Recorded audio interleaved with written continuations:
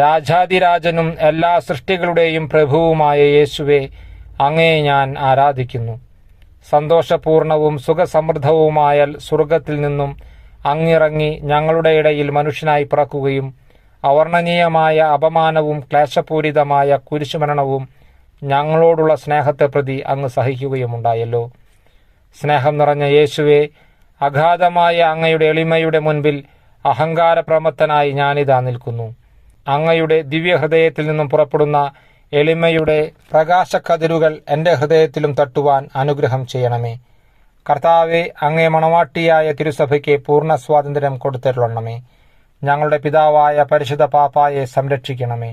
എല്ലാവരും അങ്ങേ ഏക സത്യസഭയെ അറിഞ്ഞ് ഏക ഇടയന്റെ കീഴിലാകുന്നതിന് വേഗത്തിൽ ഇടവരുത്തണമേ.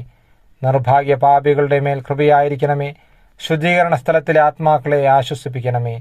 അയോഗ്യദാസനായ എൻ്റെ മേലും